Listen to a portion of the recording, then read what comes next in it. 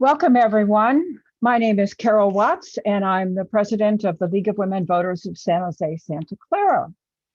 And we are very happy to welcome everyone today. And this is, we have a Lunch with League every Thursday. And whoops, let me get my video started. Sorry, whoops, it's a little slow today. I was a little nervous today, frankly, because Zoom was having problems earlier and I couldn't even get into our Zoom account and I was quite worried. But we're very happy today to have our District of Attorney of Santa Clara County, Jeffrey Rosen, with us today. But before I introduce him, I would like to welcome any new attendees to our virtual luncheon today. I hope you have your brown bag. We have several guests and we have members from other league organizations in our county. An announcement first. On Saturday at 1 p.m., the Civil Discourse Committee of the Leagues of Women Voters of Santa Clara County is sponsoring a special discussion meeting on the subject of education funding in our county. You will see a comparison of 3 of our local school districts, as well as a description of where the dollars come from. So go to our website, lwvsjsc.org, and you will find a link on our homepage to register for this event, or you can see it on our upcoming event page. Today, our Director of Action, Gloria Chun-Hu, is helping to host our event, and she will be asking questions that you enter into chat. So if you think of a question during the district attorney's presentation, don't hesitate. If you prefer to ask your question yourself, you will have that opportunity later, and I'll describe how to do that. So today, we are so pleased to have District Attorney Jeffrey Rosen. He joined the Santa Clara County District Attorney's Office as a prosecutor in 1995 and took office as the elected district attorney in January 2011. He is a nationally recognized leader in criminal justice reform, including jail population reduction, diversion programs for nonviolent offenders, expungements for low-level drug crimes, and prison reform. He has created a first-of-its-kind conviction integrity unit to investigate innocence claims and has established a cold case unit using the most advanced DNA technology to investigate unsolved murders.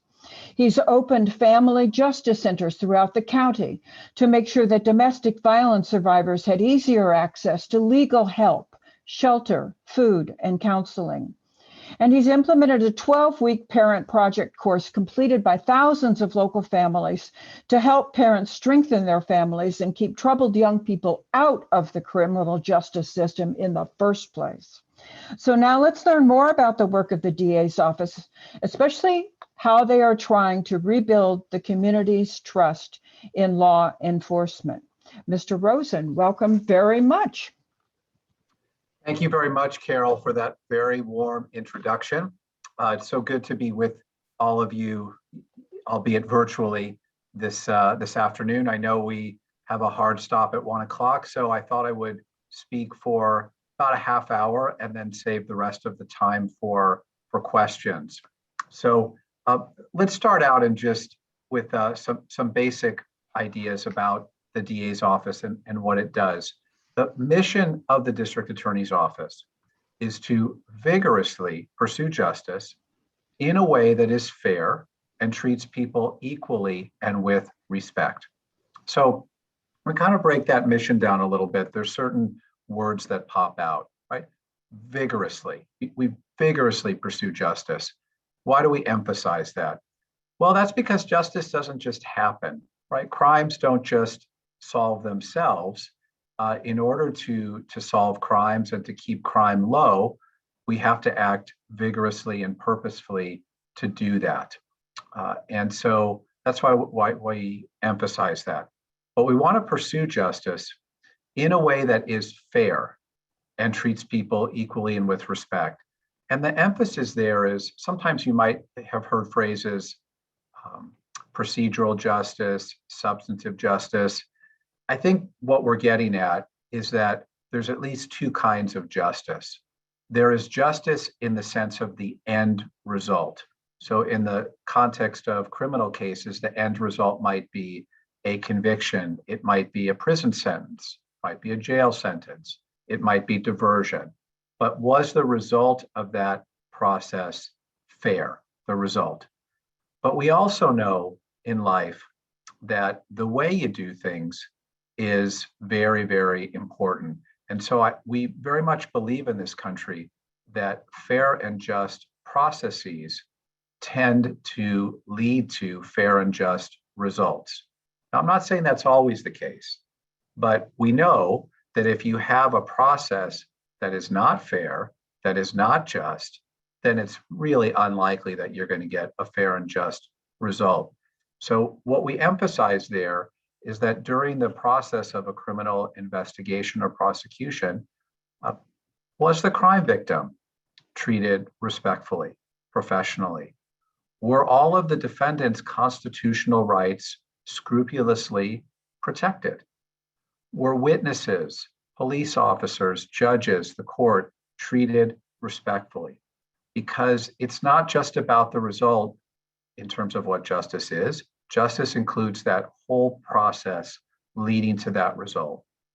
And the reason the process of justice, and this goes to the question of trust and building trust between law enforcement and the communities we serve, the reason that the way we go about justice is so important is that the way crimes are solved is somebody talks to the police. Somebody calls the police, somebody says, I heard something, I saw something, someone calls the DA's office and says, I heard something, I saw something. Even with all of the technology that we use to solve crimes, and believe me, in the heart of Silicon Valley, I run the crime laboratory in the county, and we do everything that they do on CSI. It takes a little longer than 50 minutes to solve most of the crimes, but we have all of the different kinds of high-tech tools. Nonetheless, most crimes are solved because somebody trusts that law enforcement, meaning the police and the DA's office, will do the right thing. If I call the police and say, I heard something or I saw something that might be relevant to a crime that you're investigating, there is a trust between that member of the community and the police and the DA's office that we will do the right thing in that context. And so that's why it's so crucial the way we go about seeking justice. Now, Carol mentioned a number of the reforms that we have in the DA's office. She mentioned the Parent Project and conviction integrity units and all kinds of things. These reforms are all about building trust between the community and law enforcement. So another way to think about the kinds of power that we have in the DA's office is we have hard power and we have soft power, and they're both very important. Hard power are the traditional things that we do: arrest, prosecution, incarceration, if that's what's necessary. That's hard power. That's the power of, after a crime has been committed, how do we hold the defendant accountable in an appropriate way, in a way that's fair? How do we help the crime victim recover and heal? That's hard power. But soft power is the use of our resources in the DA's office and in police departments to prevent crime from happening in the first place, right? I mean, my goal as DA is not to file a lot of cases and get a lot of convictions. You know what my goal really is to file very few cases because there's very little crime. That's really what we're working towards in the DA's office, is trying to reduce crime. And we do that through a number of different ways. So we have community prosecutors. We have 6 community prosecutors that actually embed in different community groups within our county. So they spend very little of their time in the DA's office and almost all of their time working in the most impacted communities by crime. And we know by zip code where a lot of crime happens in our county, particularly youth crime. And so we have community prosecutors that are working with neighborhood associations, community groups, police departments, code enforcement, to try to help communities that are impacted by crime build resiliency and strength to reduce crime in those areas. That's by doing things like keeping young people from joining gangs or using drugs or being truant. We're very focused on wanting to have kids in school. One of our community prosecutors' jobs is working with parents and school districts to ensure that children are in school and graduating from high school. Why is this a priority of the DA's office? Because for every 1% that we increase the high school graduation rate in our county, we reduce by 2% crime in our county. So if we can increase our high school graduation rates by 10%, we will reduce crime, property crime, and violent crime by more than 20% in our county. Kids have to be in school for that to happen. Obviously, there's challenges because of COVID, but I just want to emphasize that we are very conscious about doing things to reduce crime from happening in the first place. Now, the last year, really the last few years, there's been a real focus and attention given to police and police interactions with the communities that we serve, that the police serve. A lot of focus and attention around police use of force and whether that force has been appropriate or whether it's lawful, whether it's excessive. And this is Breonna Taylor, George Floyd, Eric Gardner. Many cases in our country have brought this into focus. So within the DA's office, we recently revamped and increased resources in our public and law enforcement integrity team. So our public and law enforcement integrity team is made up of prosecutors and investigators who work for the DA's office. So let me just take a step back. In the DA's office, we have more than 600 employees. We are the largest prosecutor's office north of Los Angeles. That's not because crime is out of control. It's because we're the largest county north of Los Angeles. Within the DA's office, we have approximately 190 to 200 prosecutors. We have 80 criminalists who work in our crime lab, and as Carol mentioned, work on cold cases, help us to solve murder cases, gun crimes, by using DNA technology, computer forensics, blood work, toxicology, all kinds of things. We also have 85 investigators. They're basically police officers that work for the DA's office. They don't do patrol. They're not patrol officers. Think of them as detectives, and that's why they're called investigators. And so these investigators support the operations of the DA's office to help us solve crimes, to help us find witnesses. All of the economic crimes that we prosecute in the county are handled by DA investigators. In the context of law enforcement integrity and reviewing use of force by officers, we have a team, the PLEA team, Public and Law Enforcement Integrity Team, that reviews situations where there's a question as to whether the use of force by the police was appropriate and justified. And there's a few examples that I can talk about. The only reason I say it that way is there are other cases that we may be, looking at now that have not been made public, and so I can only tell you whatever is public. I will tell you. Whatever is not public, I can't tell you. In terms of cases involving officer use of force, some of you will recall a few years ago that we prosecuted 3 correctional officers in our jail for beating and murdering a mentally ill inmate named Michael Tyree. That was a case that was handled by the Public and Law Enforcement Integrity Team, It was a very challenging, very sad, it's an awful, sad case. And that's a case that the plea team handled. And it's really one of the few successful prosecutions of correctional officers for murder that I'm aware of in the country, ever. In addition, more recently, there are two cases which have been made public that I can discuss.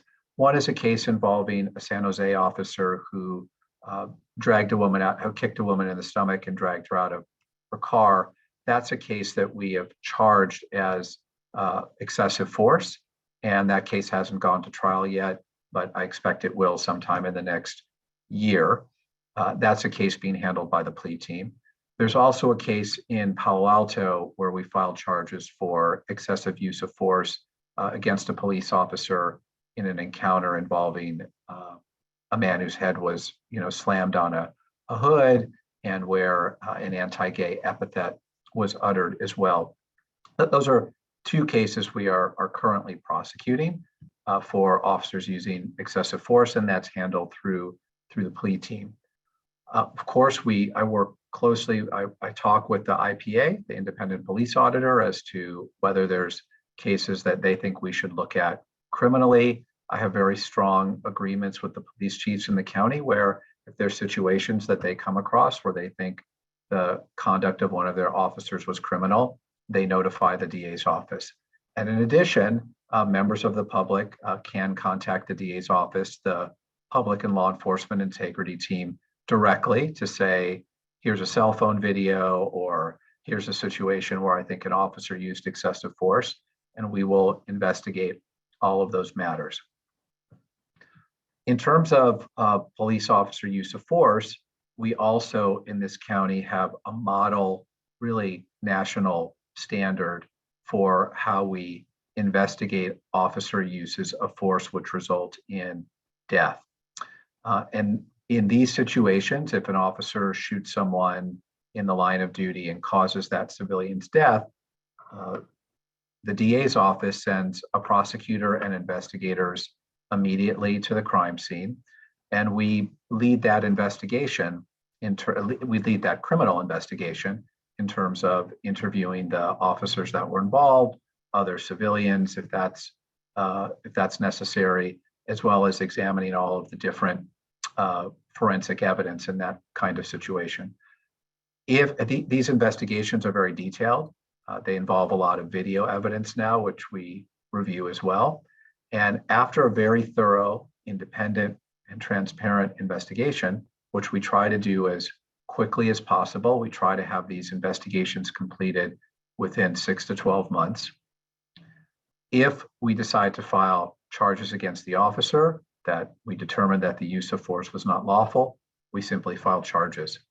If we find that the officer's use of force was lawful, and while somebody being killed is a tragedy and is very sad, but nonetheless, if the officer's use of force was lawful, necessary, and reasonable, then we release a very detailed report that explains all of the evidence, all of the facts, everything that we looked at, the officer statements, the citizen statements, the autopsy report that's done by the coroner, everything, body-worn camera footage that we reviewed that was relevant to our decision, and we release that to the public. These are very detailed reports. They're 30 to 40 pages. There's a lot of video that will be released as well, and to explain what our decision is.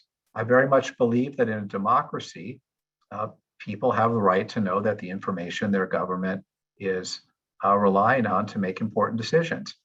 People can disagree with my decisions not to charge police officers in different cases for use of force, but by releasing this detailed report, everyone will know the same information that I relied upon. Before I release that report, I talked to the decedent's family, to the civilian's family, their point of contact, whether that's a mother, a father, a brother, an aunt, a sister, a son, or a daughter. I talked to them and explained what the decision is that I made, why I made it, and offer to send them a copy of the report a day before it's released publicly. I also call the police chief of that agency and let the police chief know as well, and the officers are notified, and that then before the report is released publicly. So those are things that I've specifically done here to try to build trust between law enforcement and the community. In other words, if a law enforcement officer uses force and it causes the death of someone, well, that means that the DA's office should look very carefully at what happened and make sure that it was lawful, and if it was not, to file charges. So that's a little bit about officer-involved shooting investigations. I want to say a word here. There were some questions about the race of defendants that we prosecute and whether that's disproportionate. So starting about 5 years ago, we publish every year a race and prosecution study. We publish a study each year of the crime in Santa Clara County, what crimes were committed, where they were committed, and we also include the race of the defendants that we are prosecuting, as well as as best we know, because sometimes defendants don't list a race, and we don't assign a race to someone who doesn't, assign the race to themselves, as well as a study that includes the race of the victims of crime. And again, it's imperfect. Not every crime victim tells us what their race is, or there's not really. It's not always. It's usually not a requirement, so we may not know with 100% certainty. But we have a pretty good sense of the race of defendants that we prosecute and the race of the victims of crime. And we publish this every year. And what we have found, and this is not, I think, a shock, is that criminal defendants and crime victims, is that people in our communities are differently and disproportionately impacted by crime. So we live in a very diverse county, Santa Clara County. About 35% of the residents of our county are Asian American. About a third are white. About 26% are Latino. About 3% are African American. Some people identify as mixed race as well. What we found is that while Latinos are about 26% of our county, they're about 50% of the criminal defendants that we prosecute, file charges against. African Americans are about 3% of our county and are anywhere from 12 to 14% of the defendants we prosecute. Whites, a third of our county, 25 to 28% of our criminal defendants, and Asian Americans, who are 35% of our county, are about 10% of our defendants.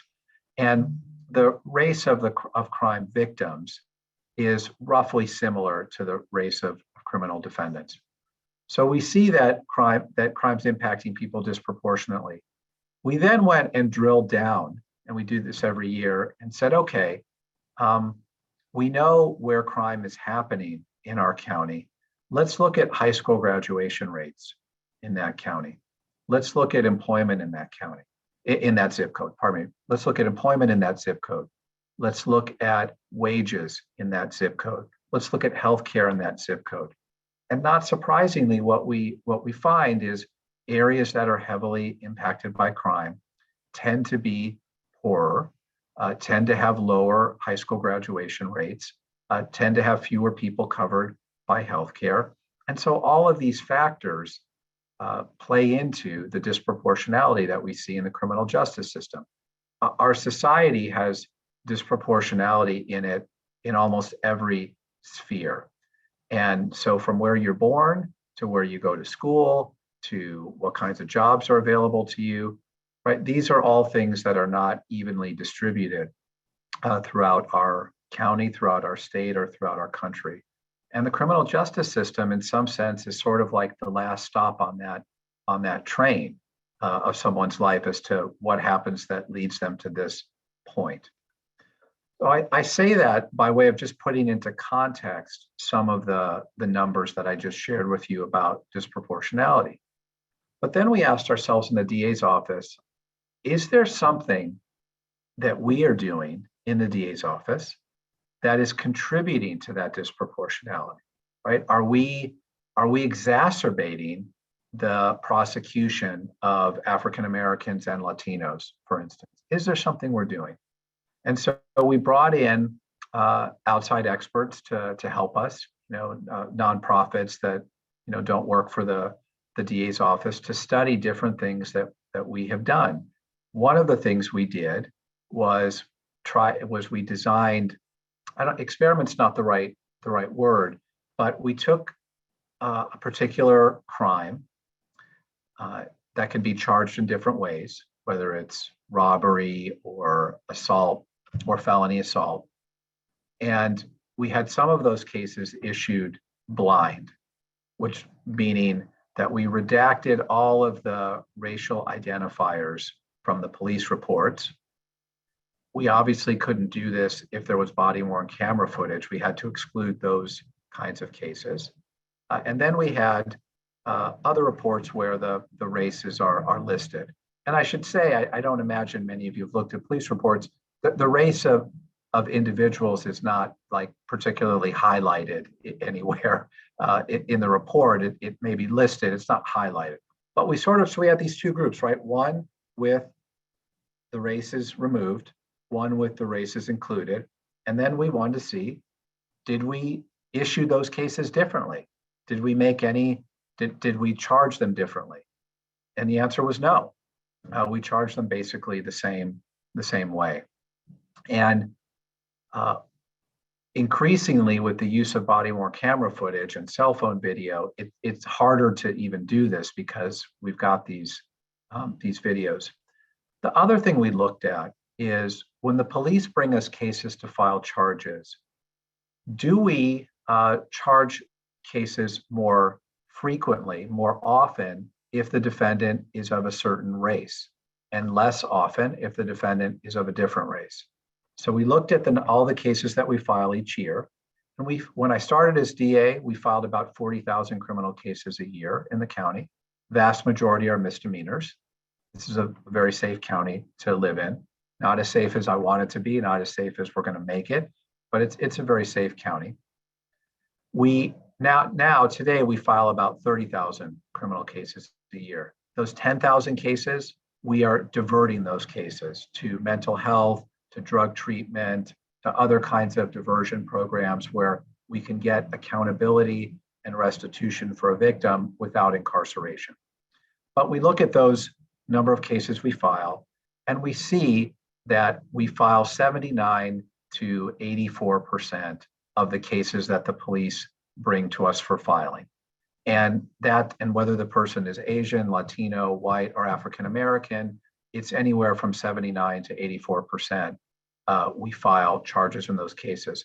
So while there is a slight discrepancy from one race to another, it's not significant. And so that was another way we looked at what we were doing to make sure that we're not in some way contributing to this disproportionality. And then I want to conclude by talking a little bit about the efforts we take to educate and train our staff. So shortly after I was elected, I took my management team in the DA's office, as well as the command staff of the San Jose Police Department, our largest agency, and we went to the Museum of Tolerance in Los Angeles, which has a special training that they do for law enforcement about professional policing with the right values, how to guard against implicit bias or racial profiling, understanding the important nonpartisan, non-political role that the DA and law enforcement play in our society. And for part of the training, using the Holocaust as a background to see what happens when the police and the prosecution become an arm of the state and a certain ideology, a certain political party of the state. And that was a pretty powerful training for San Jose PD as well as for our office. In addition, we do continuous training, and we're really among the first DA's offices in the country to do this, around implicit bias, which, right, is the idea of there are biases that we all carry with us that are subliminal, that are buried, but that we have in us, and to try to figure out how to guard against those. and make sure that we're making decisions based on what someone did and not what they look like. And we're very fortunate in this area to have the national experts in implicit bias here. So Professor Jennifer Eberhard of Stanford University has come and trained our staff, and Professor Jack Weisberg of Berkeley has come and trained police chiefs in our county. And we do regular training about implicit bias and guarding against it. In addition, before COVID struck, we sent half of our management team, and then before we could send the other half, COVID struck, we sent them to Montgomery, Alabama, to visit the Equal Justice Initiative's Legacy Museum, which tells the story of America from slavery to Civil War to Reconstruction to civil rights to mass incarceration. It's a very powerful exhibit. And then we also went to, which is also in Montgomery, the Lynching Museum, which chronicles the number of African Americans, where they were lynched, what year they were lynched in this country. And it really is helps us to ground ourselves in what we're trying to accomplish in the DA's office and the sensitivity with which we need to approach that task. We provide all manner of continuous trainings for our office. I would just highlight a few to emphasize the care, focus, and attention we give to issues of race, community trust, and equity. We brought John Dean, who many of you will remember from Watergate, who was the one that stood up. He was White House counsel and helped to blow the whistle on President Nixon. Again, as a reminder about what our role in this society is as lawyers and as prosecutors. We brought a Holocaust survivor to speak to our office about her experiences. We screened the movie Just Mercy, which is about the life of Bryan Stevenson, the founder of the Equal Justice Initiative and the Legacy Museum, and a crusader for individuals wrongfully convicted and for eradicating systemic racism in our criminal justice system. Whatever. I happen to know the producer of the movie, and we were able to screen it for our whole staff and then have a discussion about it. I highly recommend the movie and the book to anyone watching. This year, we brought Dr. Terrence Roberts, one of the Little Rock Nine, who helped to integrate that Arkansas high school in 1956 or 1958, to speak to our staff. We do trainings about Muslims in America, Hindus in America, wrongful convictions, and different examples of wrongful convictions, where we bring the wrongfully convicted person to our office and go through and discuss with that person what happened in the case and what could have been done better or differently in that particular case. And we also bring to our office success stories, individuals that have been prosecuted and convicted, but then turn their life around and are now productive members of our community. Because it can be easy to get jaded in a DA's office because all we're seeing are the individuals that keep committing crimes.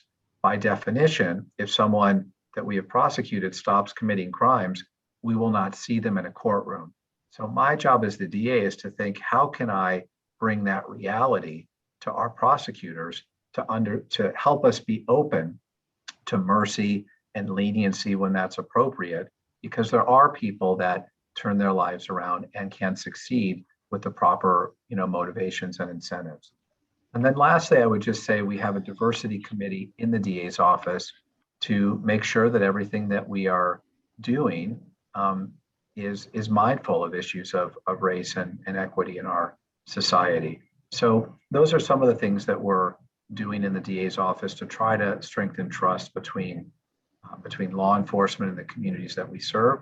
I sometimes think that the DA's office, we are a bridge. We want to try to be a bridge between police departments and police officers and the communities that we serve. And when we act as a bridge, I think that we help bring people together from different communities and different backgrounds, and help to contribute to a better quality of life for everyone in our county. Thank you very much, Carol and Gloria, for the opportunity to speak to the League of Women Voters. and I'm happy to answer questions. Thank you, Mr. Rosen. I am so pleased to hear that your primary goal of your office is to reduce crime by positive actions. I like, it sounds like trying to work yourself out of a job, and I think that's Yes. perfect Yes. goal. Yeah. And now we're very happy to take questions from our audience. As we said before, we've got several that have already been entered, and Gloria will help ask them into the chat. If you would prefer to ask your own question, you can click on either the blue or the white raise hand symbol. And then when I will try to call on you, and when you see the little box open that invites you to unmute yourself, do that and then ask your question. Gloria, you're on. We have a lot of questions, so I'll ask real quickly and see if we can get some quick answers and then some lengthier ones. But there are probably more questions than we can The get. lightning round. The lightning round. Yes. Okay. Number one, have you seen any evidences? Are there many cases of Asian American violence, and what is your office doing about that? Because we've seen a lot of that in the news nationally and locally. Yes. So the answer is yes, yes, and yes. Really, sadly, yes. Beginning last year in March, when we first started sheltering in place because of COVID, we began to hear of hate incidents and hate crimes against Asian Americans, echoing some of the rhetoric that was coming out of Washington, D.C. about the China virus. And the first thing that I did was, of course, there's many Asian American community leaders and elected officials that I'm in regular contact with. And that's part of, and we have community prosecutors that work out in the community. We have a community prosecutor specifically assigned to Little Saigon in the Vietnamese American community. And so we heard about these kinds of instances. So we very quickly did a PSA. It's 56 seconds long, and I can send it. It's been played a lot. It's called "This is not a Chinese virus," and it's very short. It features several prosecutors in our office. We have a very diverse office. Chinese American supervisor in the office. This is not a Chinese virus. It's not an Italian virus. Remember, there was a lot of Italy stuff, and et cetera. Viruses don't have races, but our community does. And the message was, if you commit a crime against someone because of their race, you're going to have a lot more to worry about than COVID-19. And because you're going to be facing the DA's office. And sadly, there are several hate crime cases that we have filed in the last year. This PSA, by the way, I just want to say something about it because it dovetails a little bit with what Carol was saying. Right? My goal here is not to have a lot of cases to prosecute and then tell you, look, I got all these convictions. I sort of feel like that's the necessary part of being DA, but that's not sufficient. What am I doing to try to make there not be crimes in the first place? So the point of this PSA was, number one, to say to people that have these negative, hateful sentiments in their minds and hearts, don't act on them. Don't act on them, because we're going to prosecute you. Number two, it was meant to empower victims. Hate crimes are severely underreported. Okay, domestic violence is underreported. Rape is underreported. Hate crimes are underreported.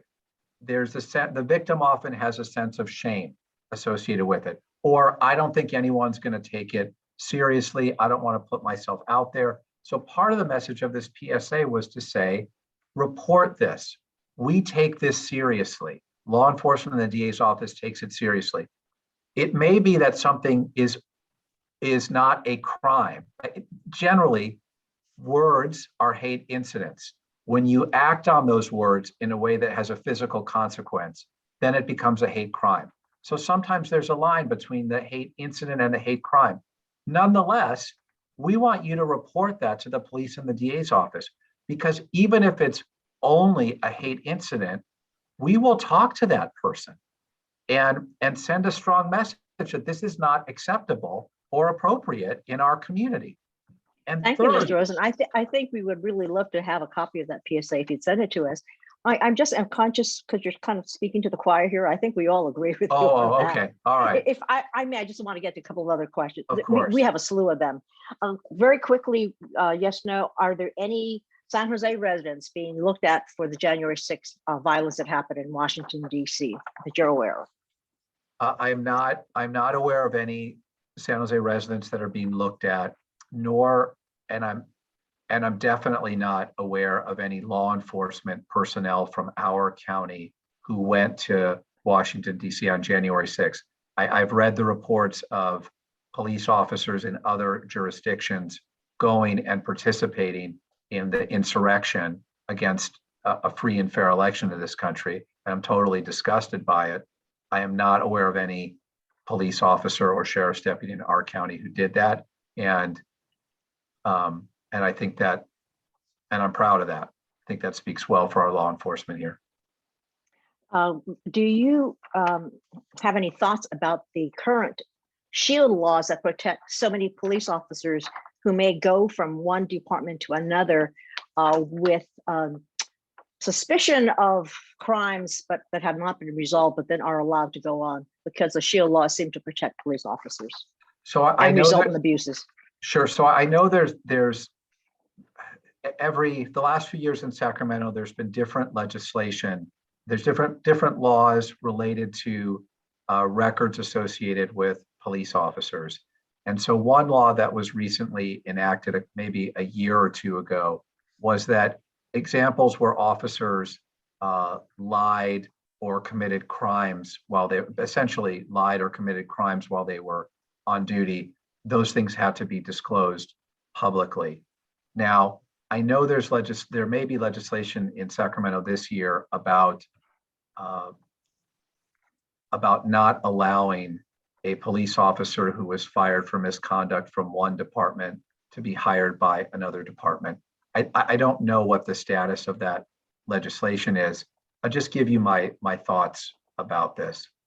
I think that police officers have tremendous amount of power in our society, as we all know. They also have a tremendously difficult job. They're the only people I'm aware of that wear a camera to record everything that they're doing, to record what they're doing when they work. So let's just imagine that all of us wore a camera, and when we had a meeting, it was automatically turned on. I know this is being recorded, and I consent to that. Okay. My point is that we want to be a little like, let's have a little bit of understanding that police officers have tremendous power. They have a lot of responsibility. So we as a democratic society need to make sure that we look carefully at what they do and monitor abuses. I am not aware in our county of officers that were fired from one county, from another county being hired here. I'm not aware of that happening. All I would say is that some people aren't meant to be police officers, and if it's not cut out for them, and then they go to another job. I just want to be careful about making a blanket statement that says any officer that is released from a police department should never be hired as another officer. I'm very hesitant about making a blanket statement about that because every fact and circumstance is different. And as anyone who's worked in a company knows, people get fired. Sometimes they sue for wrongful termination. Sometimes it wasn't appropriate or justified. And so I want to make sure that police officers also have those rights as well. So I think it's a balancing, and I very much share the sentiment that when officers commit serious misconduct, they shouldn't be police officers anymore anywhere. I would say that. Thank you. This other broad question has to do with some legislation that did get passed last year, sponsored by Assemblyman Clara, and which the League of Women Voters was actually a sponsor of. And this is the Racial Justice Act, which did somehow passed through last year's crazy legislative COVID session. And now a second version of that, we call it racial justice for all. And what the Racial Justice Act that the League, along with ACLU and Common Cause and many of our friends in Initiate Justice supported, would allow the issue of court convictions to be reviewed and sentencing, especially if there was any suggestion of any racial discrimination. Would you comment on that and how that is working? And I hope I'm not incorrect. I was of the understanding, or I was told that you actually opposed that legislation, and I wondered if you had second thoughts about that. Well, first of all, like, my opposition to the legislation was not because I'm against racial justice or against rooting out bias or discrimination in the criminal justice system. Far, far from it. The law, but I mean, I don't, whatever. If you want me to talk about my objections, I can, but I don't know how helpful that is, because look, as the DA, when the law is passed, then I enforce it, right? I mean, so this is something very important to remember, like whether I agree or disagree with the laws that the legislature passes, whatever is passed, I faithfully enforce. And so the law was passed. It took effect January 1st. At this point, it's really too early to tell what effect, if any, it will have. Before this conversation, I checked to see if we had any motions filed by defendants that we are prosecuting that are making this claim under the Racial Justice Act. And I'm aware that there's one motion that's been filed, and we're looking at, and it's about what a judge said. And we're looking at the case, and we're reviewing it and investigating it, and then we'll respond to it. But it was recently just filed, so it's a little hard to tell what's going to happen. There are very strong protections in the law against discrimination and racism in terms of what we file and what we prove and how people are sentenced. But this law is an additional protection, and we're in the process of enforcing it. The law that you're talking about now, which would make this retroactive, if the legislature decides that they want every criminal conviction in the last 50 years in California to potentially be looked at again in this way, they can pass that law. You can imagine what the cost of that might be to look at every case. And the other thing I would just remind you of, and I say this respectfully among friends, that one of the concerns that we had about this legislation is, like, what are the standards? Who are the groups that we're comparing? Like, are we comparing, if somebody is Black but they're from Nigeria, is that the same comparison as somebody who's Black from the Dominican Republic who speaks Spanish? Like, so there's just questions about that. Are you talking about what our county looks like today ethnically, or what it looked like when the prosecution happened? Are you, we're just, when you say a crime that's more serious, like what does that mean? Those aren't legal terms to us. Now, the courts will work this out as to what this means. And as I say, like, I'm happy to have everything scrutinized that we've done. And if there was a conviction that in some ways was tainted by racism or bias, I want to know about it and make it right. So those are the kinds of things that we're balancing. And we expressed our concerns to the legislature. I mean, we said, so you're telling me if like 5 people are killed and a police officer who took a statement from someone and the statement's videotaped, and that police officer 10 years ago made a terrible statement about some minority group, so you're telling me that conviction gets reversed, even though there's all these witnesses and other people that saw it happen? That can't be right. So, we'll see how it works out. I think that I take the law that was just passed as an indication of how important everybody feels about making sure the criminal justice system is not biased or racist, and to root it out. And that's the spirit in which that I'm enforcing it, which is to say, I want to know and I want to be very thorough and detailed about whether there's some bias that infected one of our convictions. And Mr. Rosen, it's very clear, especially your work that you've done to have reform in your own office has been very impressive. Here's another question that really is sort of on the opposite side is there seems to be an increase in reported home and car break-ins, these lower level crimes. Can you tell us whether you feel that perhaps, on the other hand, perhaps some of the reform and release of prisoners have anything to do with this supposed increase? And one, is there increase? And do you think that's caused by these reforms and or release of prisoners? Sure. So first, just the facts about last year in terms of crime in our county, because since all of the police agencies bring their cases to us, we know what all the what the crime in the county looks like. So last year in the county, residential burglaries were down last year. Not surprising. A lot more people are home during COVID, and so those were down.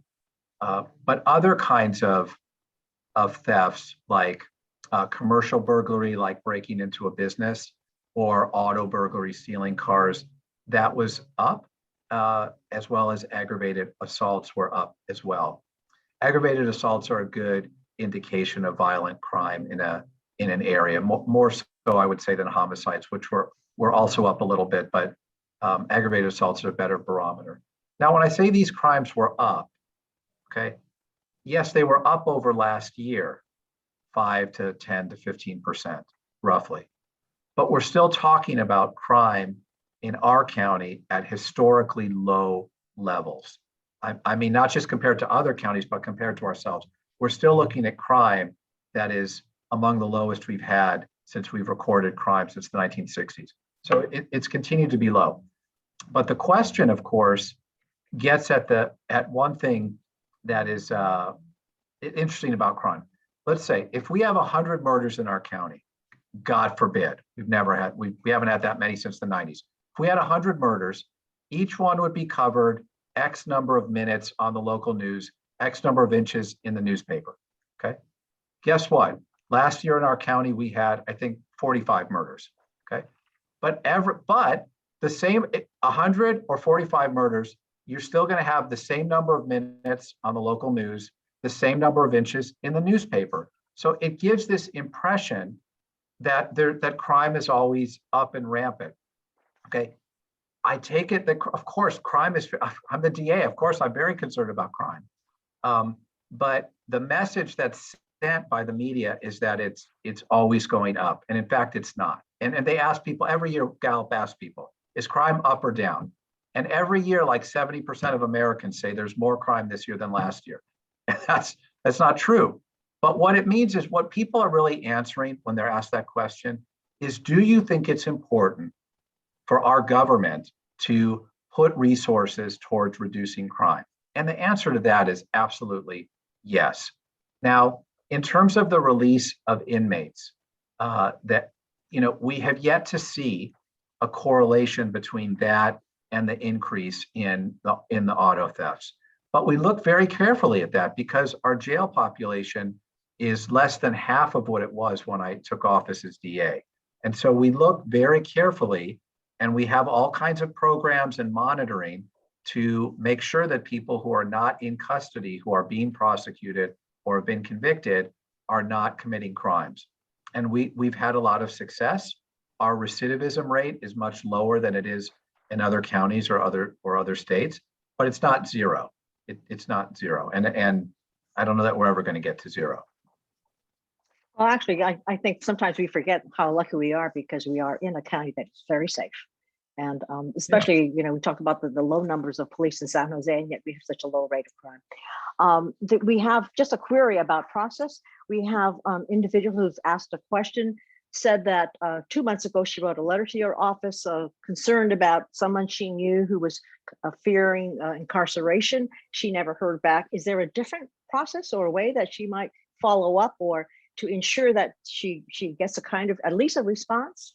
And okay, so if I take the person at their word, that happened, I'm very sorry. One of the things that everybody who works in this office knows that I'm very serious about Oh, well, somebody says, I did hear from the DA. Okay, Gloria, that's, so I'm glad that, Oh, I'm oh, glad Ms. okay. Callender heard from the DA. And the only Oh, thing I would good. add to that is, I don't, I don't like to get angry. Okay. I don't, I don't like to get angry. I work out, I don't want to get angry.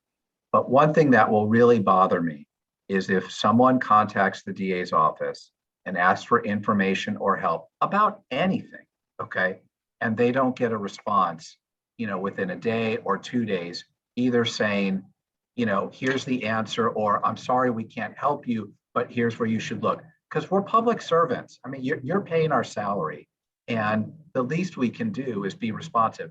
And the other thing is, we have receptionists, like we answer the telephone. I mean, I'm like everybody else. I got a problem with the cable bill or my phone, and I call, and I'm just in a phone tree forever. Okay. So if you dial 299-3099, 408, somebody answers the phone and says, hi, blah, blah, blah, what can I do for you? So, so yes, or people can email me directly, jrosen@da.scc.gov.org. I'm not hard to find. People find me.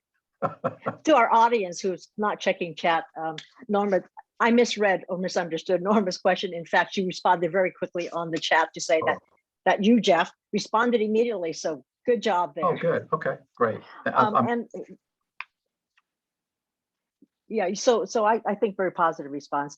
Here's another question. There's been a lot of negative things about the press. Of course, we're all concerned about the Black Lives movement, and the League is very concerned and is very supportive of the kinds of reforms you've talked about, and the kinds of reforms that are looked at nationally. But then the other question is, with almost an anti-police feeling, also, do you sense that law enforcement officers feel threatened or feel unsafe due to that, or are leaving perhaps the careers in this area? We're not we do believe in law enforcement. No, of course. We're just concerned about problems.